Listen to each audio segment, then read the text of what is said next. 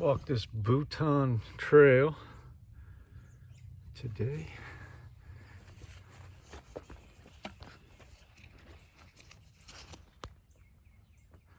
South Holston tailwater trout regulations.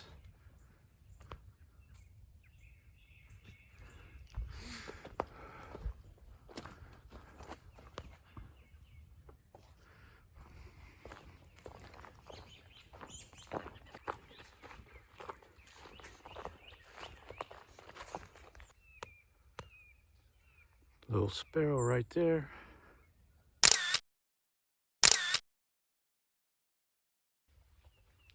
Good morning. Friday, February 16th, 2024. Out here on this, I don't know if you pronounce it Bouton or Bouton Trail. There's a little kinglet right in there.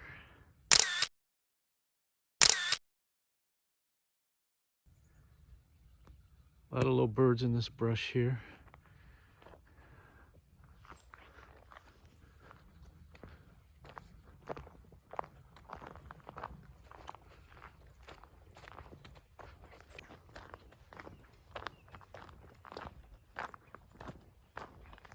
There's the river. That looks nice.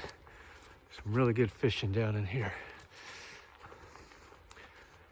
But we'll be back at this point in a minute because we're gonna go to the left here, and what it's going to do is loop around all the way, and then we're going to come back up this road again, and then we're going to go that way. So we're doing like a figure 8.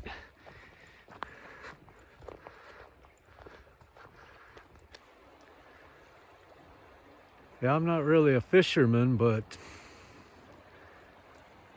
I have seen some trout fishing videos, and this area here is a highly coveted area for the trout, brown trout, rainbow trout. You can wade out in this water here. There's something like 8,000 fish per mile of river.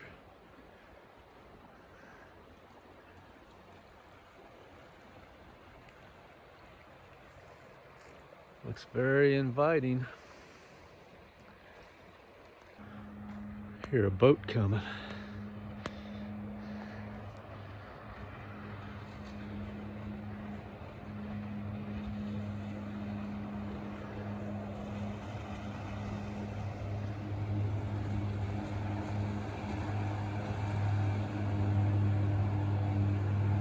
They know where the good fishing's at.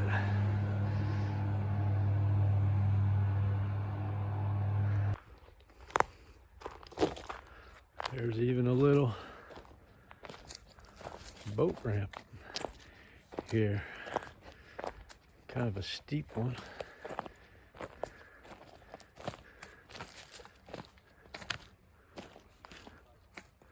Some fishermen down there.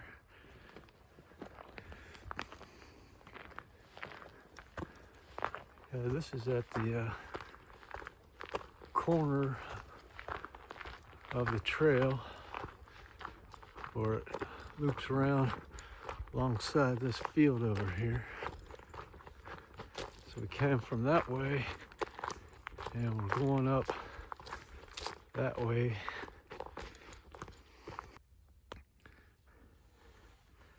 Right there is my favorite bird, the belted kingfisher.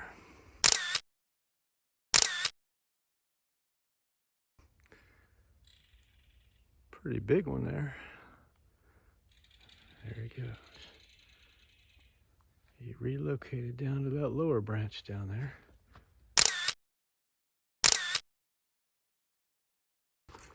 So now we're back at this point here. We did the right-hand loop. Now we're going to go to the left and do the other half of the figure 8.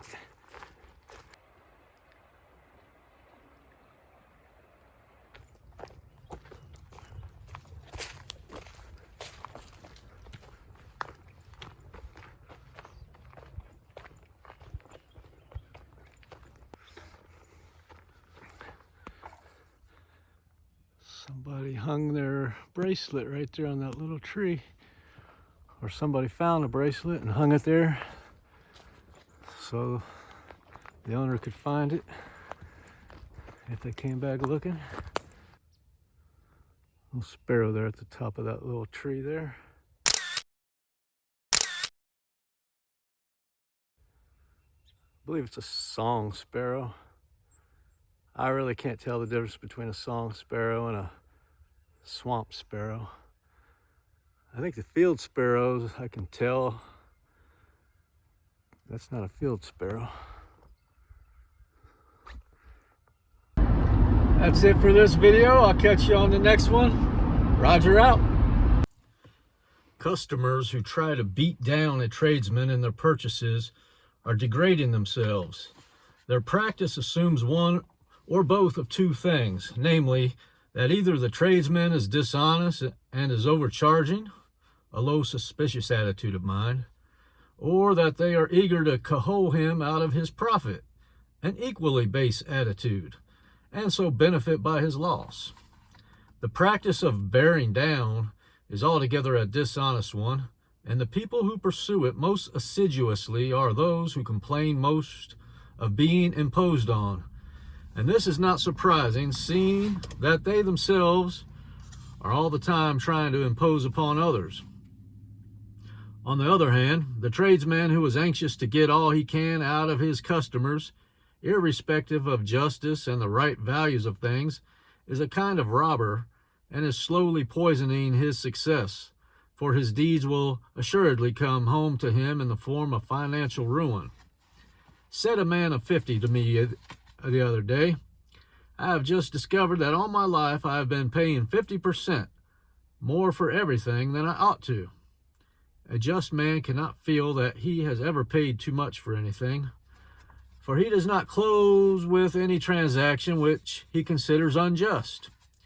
But if a man is eager to get everything at half price, then he will always meanly and miserably be mourning that he is paying double for everything. The just man is glad to pay full value for everything, whether in giving or receiving, and his mind is untroubled and his days are full of peace. Let a man above all avoid meanness, and strive to be ever more and more perfectly just. For if not just, he can be neither honest, nor generous, nor manly, but is a kind of disguised thief trying to get all he can and give back as little as possible. If him eschew all bargaining and teach bargainers a better way by conducting his business with that exalted dignity which commands a large and meritorious success. Patience is the brightest jewel in the character of the impartial man. Not a particular patience with a particular thing, like a girl with her needlework, or a boy building his toy engine, but on unswerving considerateness, a sweetness of disposition at all times and under the most trying circumstances, an unchangeable and gentle strength, which no trial can mar and no persecution can break. A rare possession, it is true, and one not to be expected for a long time yet from the bulk of mankind, but a virtue that can be reached by degree, and even a partial patience will work wonders in a man's life and affairs, as a confirmed impatience all work devastation. The irascible man is courting speedy disaster, for who will care to deal with a man who, continually going off like ground powder when some small spark of complaint or criticism falls upon him? Even his friends will one by one desert him, for who would court the company of a man who rudely assaults him with an impatient and fiery tongue over every little difference or misunderstanding?